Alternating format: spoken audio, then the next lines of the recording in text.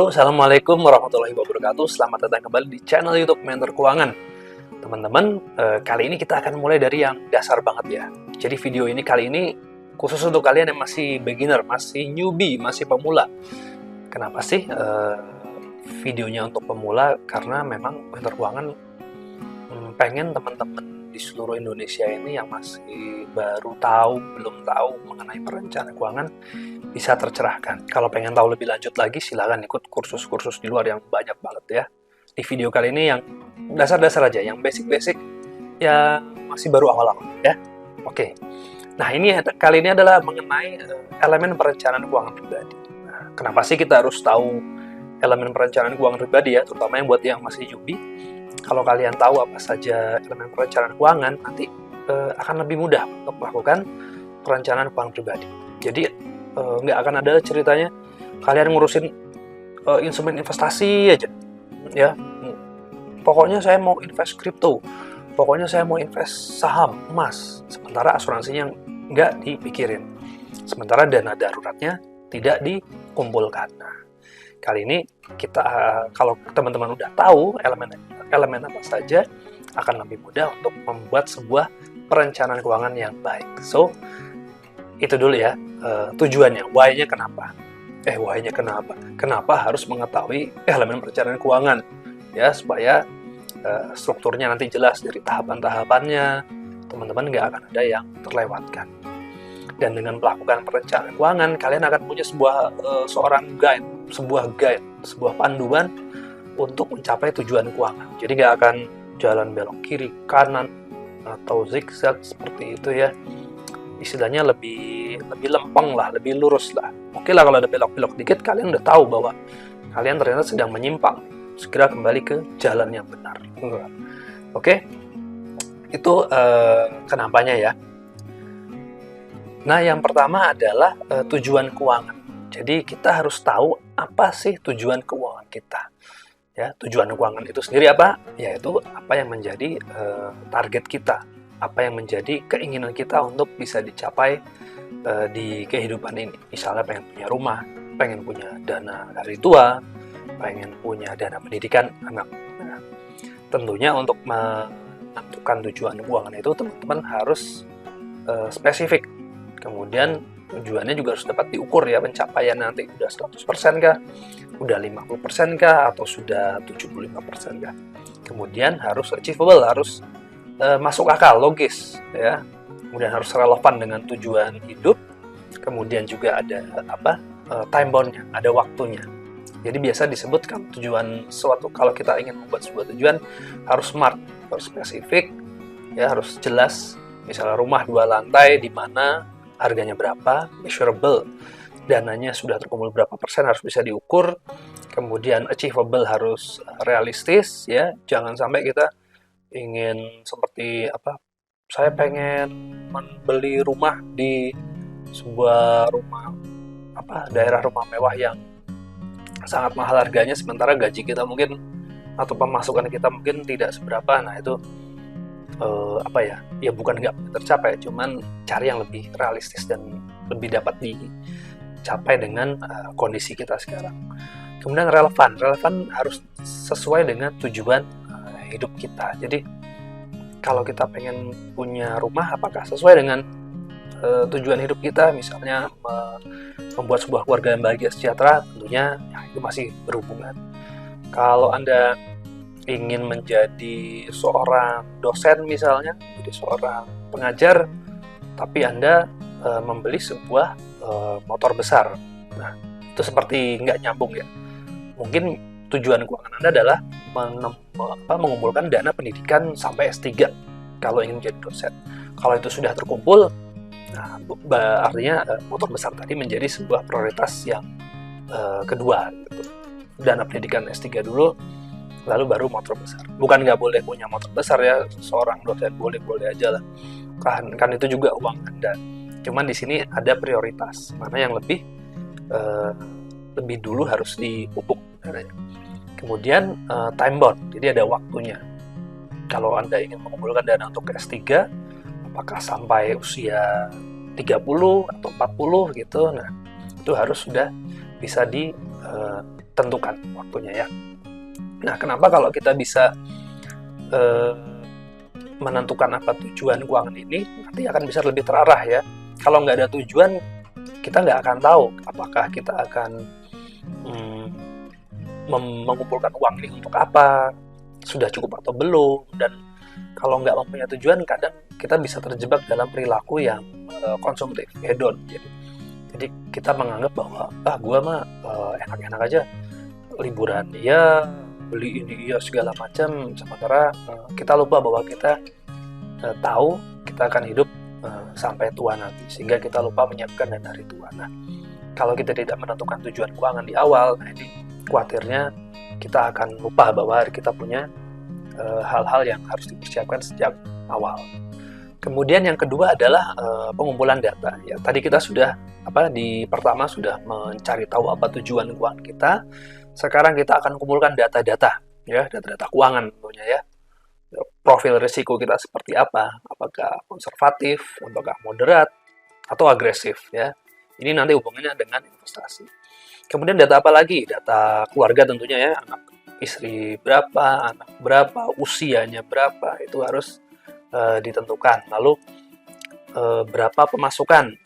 Pemasukan apakah dari bapak, apakah pemasukan dari ibu, berapa yang bulanan, berapa yang tahunan, itu semua harus didata. Ya. Sudah pemasukan di data, pengeluarannya pun juga didata. Berapa sih pengeluaran bulanan kita, pengeluaran tahunan kita, sehingga kita bisa ngerti nanti apakah cash flow kita ini masih surplus atau defisit. Ya. Utang pun kita catat, saldo utangnya berapa, cicilan bulanannya berapa, itu harus tahu juga seperti itu. Kemudian asuransi apa saja yang sudah kita miliki, apakah asuransi kesehatan dari BPJS saja atau dari luar juga kita punya. Kemudian investasi, berapa sih dana investasi yang sudah kita miliki.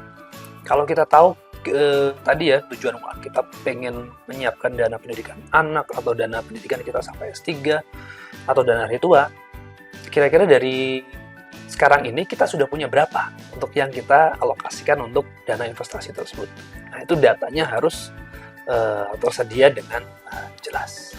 Lalu yang ketiga adalah analisa data. Nah, analisa data ini kita dari data yang sudah kita kumpulkan ya, tujuan keuangan apa, lalu data-data pemasukan, pengeluaran, utang, investasi ya, segala macam, kita lakukan analisa dengan melakukan financial check up. Nah, apa saja yang kita check up di sini? Pertama, misalnya adalah arus kas. Apakah arus kas sudah positif atau belum? Ya, kalau masih negatif, wah bahaya lah. Arus kas harus positif. Kemudian tingkat utang, ya, berapa rasio cicilan utang per bulan pembayarannya? Apakah sampai 30% atau sampai 50%? Ya, seperti itu. Lalu dana darurat yang dimiliki sudah cukup atau belum? Sudah sampai 3 bulan kah pengeluaran? Sudah mencapai 6 bulan pengeluaran kah? Dana darurat yang kita kumpulkan atau masih nol bahkan teman-teman.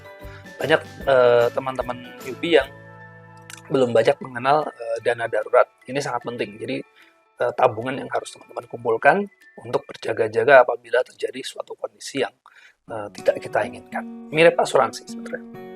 Nah, kemudian asuransi, apakah sudah memiliki asuransi kesehatan? Apakah sudah memiliki asuransi jiwa atau belum? Kalau sudah, berapa uang pertanggungan asuransi jiwanya? Berapa coverage per hari untuk asuransi kesehatannya? Apakah teman-teman sudah nyaman dengan itu atau belum? Ya, itu harus dinilai kembali. Lalu dana investasinya sudah sampai berapa persen? Seperti tadi di tujuan keuangan kita ada metode SMART ya, jadi measurable. Kalau teman-teman pengen mengumpulkan dana untuk pembelian rumah dalam waktu 5 tahun misalnya, nah sudah berapa persen nih? Target investasinya sudah tercapai atau belum? Sudah 50% kah? Sudah 60% kah? Gitu. Nah, disinilah financial check up itu kita lakukan. Kita lakukan analisa semua. Mulai dari arus kas ya tadi, utang, kemudian asuransi, investasi, ya semuanya kita lakukan analisa. Nah, setelah kita melakukan analisa, baru kita lakukan tahap keempat, yaitu mengembangkan rencana keuangan. Ya, dari hasil analisa misalnya arus kas kita masih negatif, artinya ada dua pilihan yang bisa kita ambil: tambah pendapatan atau kurangi pengeluaran. Jadi dalam perencanaan keuangan kita udah tahu nih, oh yang paling mungkin dilakukan misalnya adalah mengurangi pengeluaran. Artinya kita harus mendata nih pengeluaran apa saja yang kita lakukan setiap bulan, setiap tahun, mana yang bisa dikurangi, mana yang bisa dihapus, itu kita lakukan. Lalu kalau misalnya Anda tingkat hutangnya agak tinggi, lebih dari 30% per bulan pembayarannya, ya, sementara dana investasi juga sudah harus dipupuk. Nah, mana yang jadi prioritas nih? Udah gitu ternyata hutang konsumtifnya sangat banyak dalam jumlah cicilan, dari jumlah cicilannya ya. Setiap bulan misalnya sampai 5 juta lah gitu. Nah, sementara dana investasi pun butuh 5 juta. Nah, susah nih kalau ternyata kita taruh investasi sementara kita masih punya utang konsumtif. Nah, artinya di sini ada prioritas. Utang konsumtif bisa dikurangi dulu perlahan-lahan atau bisa juga secara sekaligus, lalu baru mulai secara bertahap lagi diinvestasikan.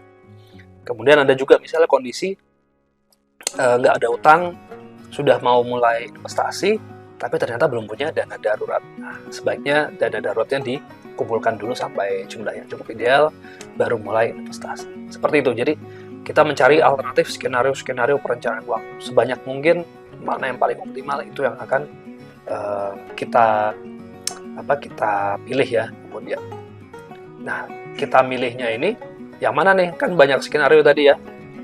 Misalnya mau dana darurat dulu atau mau ngabisin utang konsumtif dulu. Nah, teman-teman bisa pakai yang namanya prioritas. Jadi mana sih yang lebih urgent dan mana yang paling penting.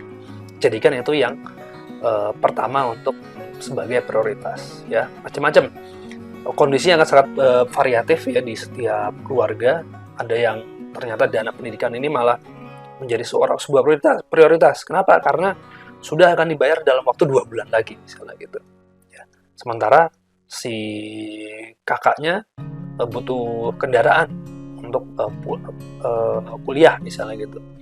Mana yang harus didahulukan? Bayar biaya sekolah adiknya dulu atau kendaraan untuk kakaknya kuliah. Nah, di sini pertimbangan, judgement, penilaian dari Bapak, Ibu planner akan sangat bermacam-macam ya. Kemudian yang tahap berikutnya adalah monitoring, yaitu tentunya kita melakukan evaluasi di sini dari hasil tujuan keuangan kita apa, data yang kita kumpulkan sudah seperti apa, kita lakukan analisa. Nomor 3, lalu kita melakukan strategi perencanaan keuangannya apa, lalu kita pilih mana yang akan kita lakukan, dan keenam adalah monitoring. Kita evaluasi ya. Saran saya adalah lakukan ini setiap tahun ya. Jadi ada nih kasus teman saya yang pernah bertanya kepada saya, untuk dana pendidikan jangka pendek seperti apa Mas Mentor? Nah, kalau tinggal 2-3 tahun lagi, saya bilang maksimum reksadana pendapatan tetap aja deh. Kalau kamu pengen agak tinggi ya, selain pasar uang, pendapatan tetap bisa jadi pilihan. Jangan saham karena sangat fluktuatif. Nah, tapi ternyata tahun depannya begitu saya tanya lagi ke dia, reksadana tersebut sudah dijual, katanya untuk keperluan lain. Nah, berarti dia entah dana daruratnya kurang atau ada hal lain, saya nggak tahu. Nah, tapi ini artinya dari monitoring setahun itu ketahuan bahwa ternyata dana pendidikan untuk anaknya artinya kurang lagi nih, karena yang tadinya sudah siap dengan reksadananya dijual, artinya harus disiapkan kembali. Nah, itu adalah salah satu contoh aja. Contoh lain mungkin teman-teman bisa cari, atau mungkin kalau ragu ingin bertanya pun silakan aja ya, feel free to ask. Nah, jadi ada 6 elemen perencanaan keuangan ya yang teman-teman harus tahu. Ya, pertama, mencari tahu tujuan keuangannya apa, mengumpulkan data, kemudian melakukan analisa, kembangan rencana keuangannya apa saja alternatifnya. Kemudian kelima adalah implementasi, mana yang teman-teman akan pilih, dan keenam adalah monitoring. Nah, di tempat lain mungkin ada yang 4 tahapan, 5 tahapan, ya itu bebas-bebas saja. Tapi secara garis besar kurang lebih seperti yang saya sampaikan tadi ya. Nah, yang harus teman-teman lakukan setelah ini apa? Pertama, adalah teman-teman kalau belum paham, coba ditonton sekali lagi. Mungkin saya kecepatan atau kurang jelas, silakan diulangi lagi video. Kalau belum jelas juga, silakan komen di komentar ya, silakan berikan komentar, pertanyaan, apapun silakan, saya bebas saja untuk berdiskusi sepanjang bisa saya balas. Tapi yang jelas kalau teman-teman melihat video ini beberapa kali, insya Allah ada yang nempel lah. Kalau kemudian satu hal lagi nih, di tahapan tadi kan ada tahapan monitoring ya. Jadi setelah monitoring itu sebenarnya ini adalah sebuah proses yang berulang kan. Jadi setelah monitoring kita evaluasi, mungkin kita bisa menetapkan sebuah tujuan keuangan lain yang berbeda. Tidak harus selalu yang tujuan keuangan itu aja. Tahun depan ternyata tujuan keuangannya beda lagi. Kenapa bisa gitu? Karena kadang kondisi kita berubah. Misalnya pertambahan anak, kemudian atau mungkin ada yang meninggal orang tua yang tadinya tinggal serumah menjadi tanggungan, tiba-tiba meninggal. Nah, tanggungan berkurang. Atau sebaliknya tiba-tiba ada tambahan tanggungan. Itu kita nggak akan tahu seperti itu. Nah, jadi ini adalah sebuah proses yang berulang. Kita akan melakukannya terus-menerus setiap tahun. Kita tentukan lagi, kita pilah datanya lagi, kita tentukan lagi mana yang menjadi prioritas. Kemudian kita evaluasi lagi. Jadi dalam perencanaan keuangan nggak ada istilah kalau kita sudah melakukan financial planning tahun ini maka udah selesai, enggak. Ini adalah sebuah proses yang harus diulangi secara terus-menerus. Ya, jangan lupa bahwa perencanaan keuangan ini pun sebenarnya kita lakukan sejak kecil ya. Kita mengatur uang saku ya. Pada saat kita SD, SMP, SMA, kuliah, kita dikasih uang saku, kita atur untuk beli mainan berapa, beli buku berapa. Sampai kita dewasa, sampai kita pun sudah akan tua. Jadi teman-teman, semoga ini bermanfaat untuk mengetahui apa saja elemen-elemen perencanaan keuangan. Semoga bermanfaat dan sampai jumpa lagi. Wassalamualaikum warahmatullahi wabarakatuh.